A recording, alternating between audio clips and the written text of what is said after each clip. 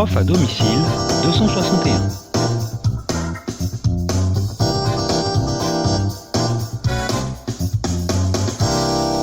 Synthèse d'éco-droit en seconde pro.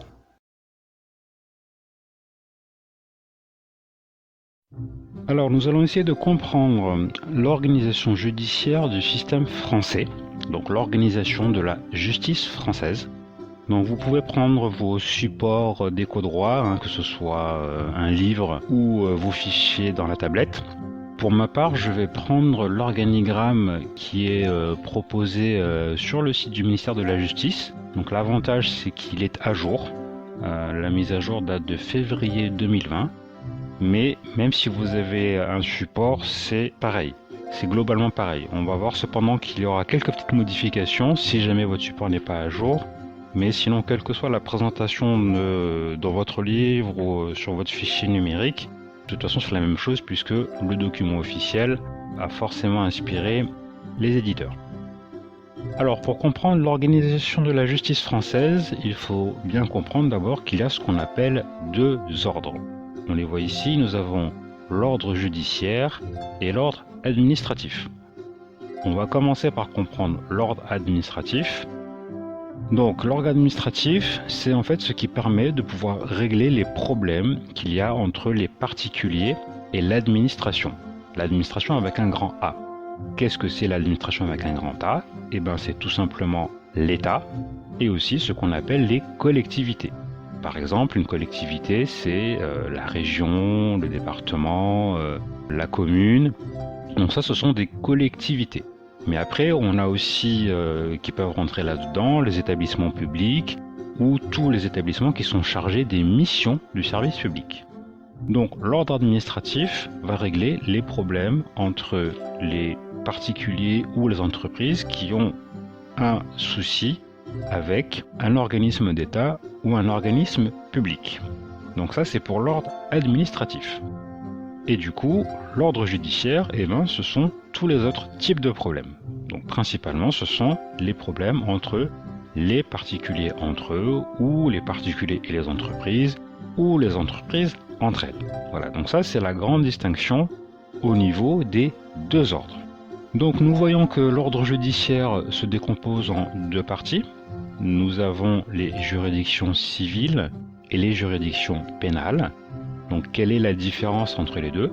Donc la justice civile juge les procès entre particuliers, principalement, mais pour des litiges, on va dire, simples et courants. Alors particuliers, pas forcément, il y a aussi des litiges aussi avec des entreprises ou entre entreprises.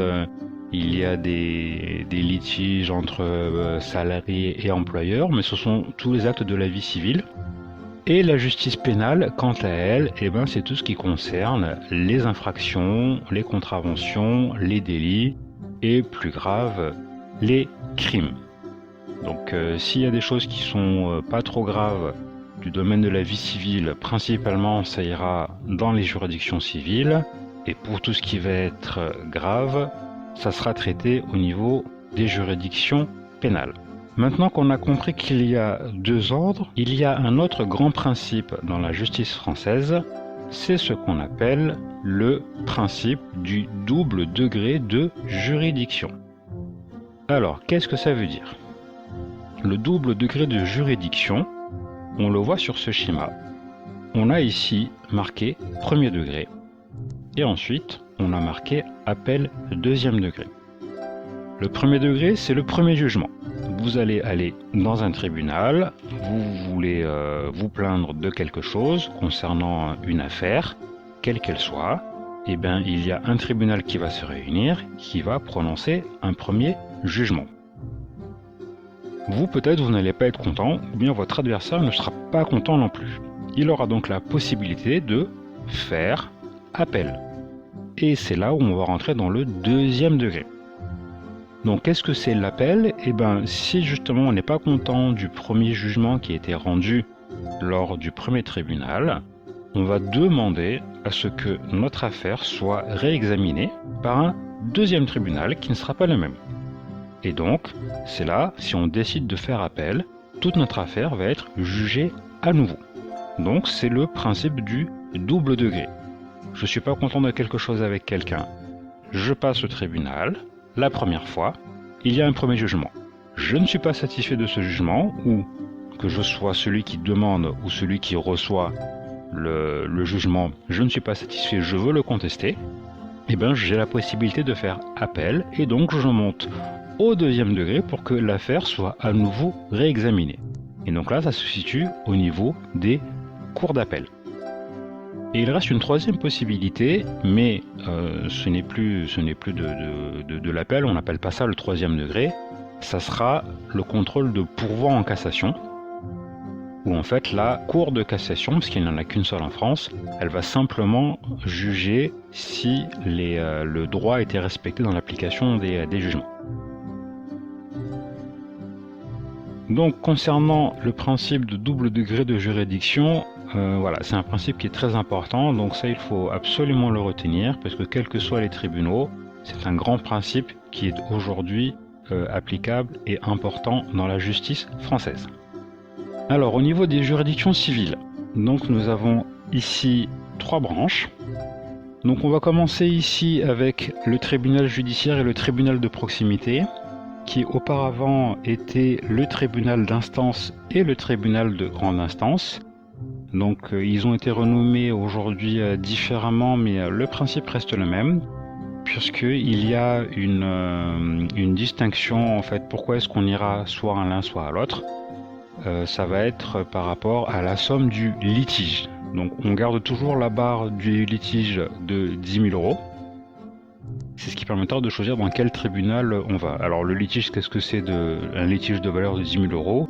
Eh ben, c'est le préjudice, quoi. C'est la somme, la valeur du préjudice que vous estimez avoir subi qui est important. Par exemple, si vous, votre camarade, vous vous plaignez parce que il vous a cassé votre smartphone qui coûtait 1 000 €, vous irez dans un tribunal de proximité aujourd'hui.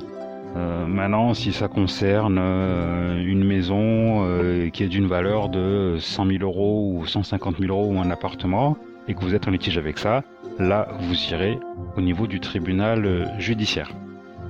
Donc c'est anciennement les tribunaux d'instance et les tribunaux de grande instance, mais qui aujourd'hui s'appellent tribunal de proximité et tribunal judiciaire. Après, sur le tribunal judiciaire, on a aussi des petites affaires qui n'ont pas de grosses valeurs, hein.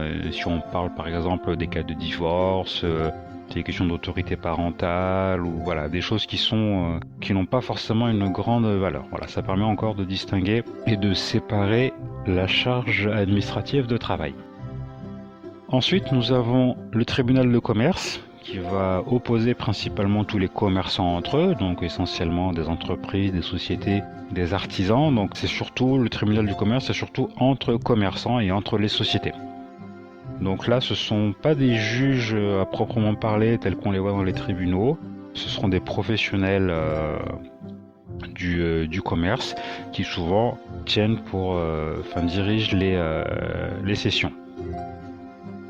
Et enfin, dernière branche, nous avons le conseil des prud'hommes. Donc là, c'est ce qui va concerner tous les litiges entre les salariés et leurs employeurs. Donc aussi bien un employé qui se plaint de son patron, et le contraire aussi, c'est-à-dire un patron qui se plaint de son employé. Donc là, tous les litiges se règlent au niveau de ce qu'on appelle le conseil des prud'hommes. Et là, de la même manière, les juges ne sont pas des juges tels qu'on les voit dans les palais de justice, mais ce sont également principalement des professionnels qui ont une grande expérience du droit du travail et des situations que l'on rencontre dans le monde du travail. Voilà pour les juridictions civiles. Maintenant, nous voyons les juridictions pénales. Donc les juridictions pénales, c'est ce qui va traiter les infractions, les délits et les crimes. Donc là, les branches sont beaucoup plus simples. Nous avons le tribunal de police principalement pour les contraventions et les délits qui ne sont pas trop graves, donc qui ont des catégories, hein. Donc il y a 5 catégories, et les 4 premières catégories, tout ce qui n'est pas très grave, par exemple une petite amende de stationnement qui n'était pas réglementaire, un petit excès de vitesse, c'est réglé par le tribunal de police. Donc c'est les petites contraventions. Par contre, les délits plus importants, admettons vous avez dépassé de plus de 50 km/h ou vous êtes récidiviste et vous conduisez à nouveau en état d'ivresse, en état d'ébriété, là ça va passer au niveau du tribunal correctionnel. Après, il n'y a pas que ça, il n'y a pas qu'en étant automobiliste. S'il y a des cas de violence par exemple, des violences conjugales, des violences sur mineurs, ça passe au tribunal correctionnel. Donc là, ce sont les délits quand même qui sont plus importants, qui sont plus graves. Et là, on est sur des peines, pas seulement des amendes, mais il peut y avoir parfois de la prison. Et enfin, pour ce qui est le plus grave, c'est-à-dire les crimes, là, c'est la cour d'assises qui est spécialisée là-dedans. Donc là, c'est le tribunal le plus important, parce qu'il est composé quand même de plusieurs magistrats et également de jurés, de 12 personnes qui vont pouvoir apprécier l'affaire. Mais là, on est vraiment sur les cas les plus graves. Donc voilà pour les juridictions pénales, donc les 3 tribunaux pour juger les contraventions, infractions, les délits et les crimes. Donc ils ont ensuite chacun, comme on a vu tout à l'heure, leur cour d'appel respective, donc pour respecter le principe de double degré de juridiction. Donc vous le voyez ici, donc il faut simplement retenir le principe de cour d'appel, qui est la même dénomination pour tous. Après bon, pour la cour d'assises, ça s'appelle la cour d'assises d'appel, et voilà, mais c'est le même principe. Et donc enfin, donc on remonte avec la cour de cassation. Donc la cour de cassation, alors quand on appelle la cour de cassation, on appelle ça le contrôle ou le pourvoi en cassation. Donc ce n'est pas un 3e degré, simplement c'est quand on n'est pas satisfait de notre jugement rendu au 2e degré, c'est-à-dire par une cour d'appel. Le dernier recours, la dernière carte qu'on peut jouer, c'est le pourvoi en cassation, mais en fait on ne va pas rejuger l'appel. La Cour de cassation va simplement regarder si le dernier jugement rendu respecte les règles de droit. Donc il n'y a qu'une seule Cour de cassation dans toute la France qui va examiner si tous les jugements rendus par les cours d'appel ont bien respecté la loi. Si la loi a été respectée, vous devez respecter le jugement rendu en appel. Si par contre la Cour de cassation estime que le jugement rendu n'a pas respecté la loi, elle va donc casser le jugement. C'est pour ça qu'on appelle la Cour de cassation. Voilà, si elle contrôle que la loi n'a pas été respectée, elle va casser le jugement, d'où son nom, Cour de cassation. Voilà, et nous allons donc terminer par le vocabulaire de l'ordre administratif. Donc les administrations sont les mêmes. Donc on retrouve au 1er degré cette fois-ci le tribunal administratif qui va juger donc au 1er degré tous les litiges qui vont opposer une société ou un particulier avec un organisme public, que ce soit l'État, que ce soit une commune, que ce soit une entité publique, quelle qu'elle soit. Et là, de la même manière, si vous n'êtes pas satisfait du jugement rendu par le tribunal administratif, vous pouvez faire appel en 2e degré, et cette fois-ci ça va aller dans une cour administrative d'appel. Donc là évidemment il y en a beaucoup moins en France, puisqu'une cour administrative d'appel va s'occuper de plusieurs tribunaux administratifs.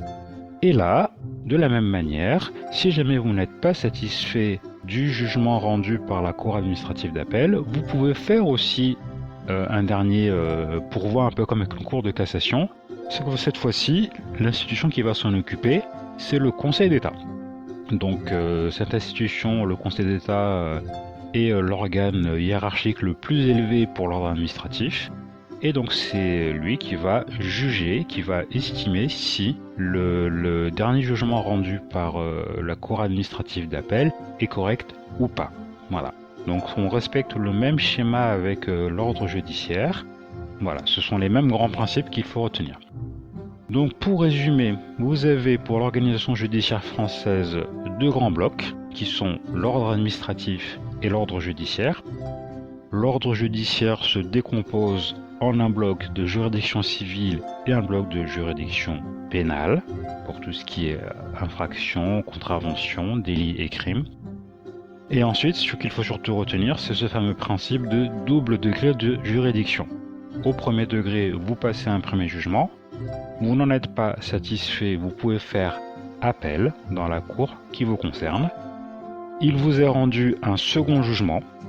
Et si vous n'en êtes toujours pas satisfait, vous pouvez tenter le pourvoi en cassation ou bien au Conseil d'État. Et si jamais l'une des deux entités casse le jugement, tant mieux. Mais sinon, vous allez devoir respecter ce qui a été établi.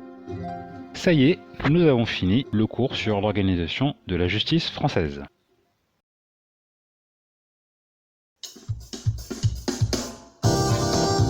Prof à domicile 261.